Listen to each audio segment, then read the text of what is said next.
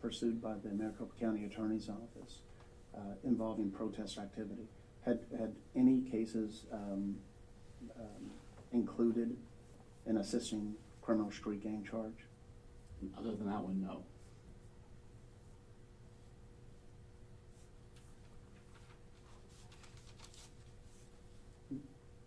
Based on the office's first use of this statute in this manner, would you expect some level of discussion by the charging attorney with the supervisor and executive staff? Yes, I would have expected a full incident review on this case before it went to the grand jury. Why? Because it is a very novel approach to the crimes that we're dealing with. And when you're doing something unusual, it is typical to get the senior leadership in the office involved in that, to look at the evidence that we have and agree that, yes, this is what we want to do, particularly the county attorney. In your prior prosecution of protester cases, did you ever have any concern, First Amendment concerns regarding a criminal prosecution of protesters?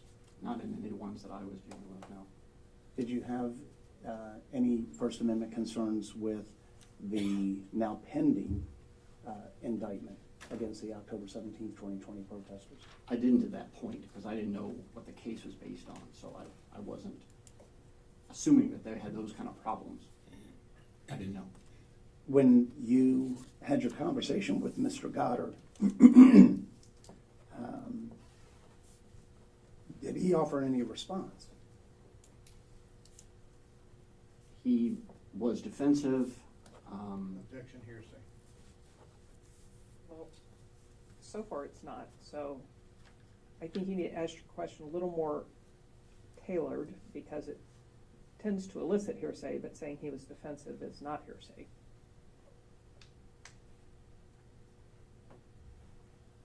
Well, first off, did Mr. Goddard offer a response to you? Yes.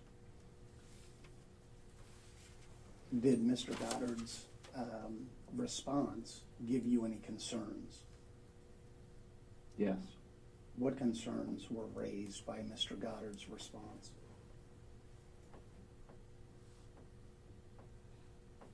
That he had not told me in our conversation on the 23rd that this plan was going forward, and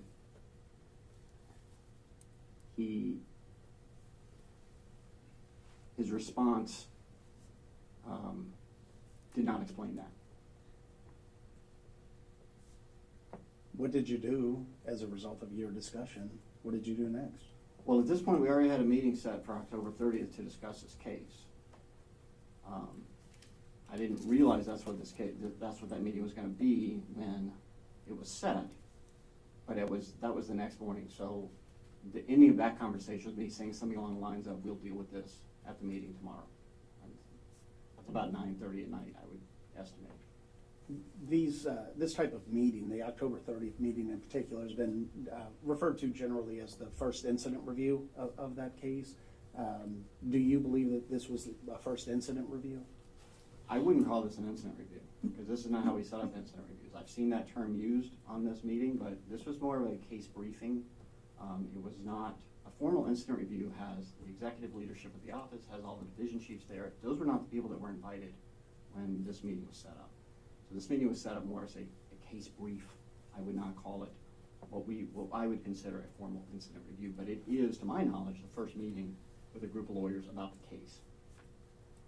What was your expectation at this first meeting?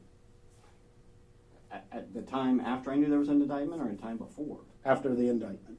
I was hoping I was going to understand what happened and what our evidence was in our case. Who did you anticipate providing you with that information? I knew it would be April and Mr. Goddard. Your Honor? Yes. Point of personal privilege, could we take a 5-minute break, please? Yes. No more than 5. Well, the reality is we need to take a brief afternoon recess anyway. I was going to wait a little more, but I understand the urgency, so we will, it's 1:35, we'll take a break till 1:45. Thank you.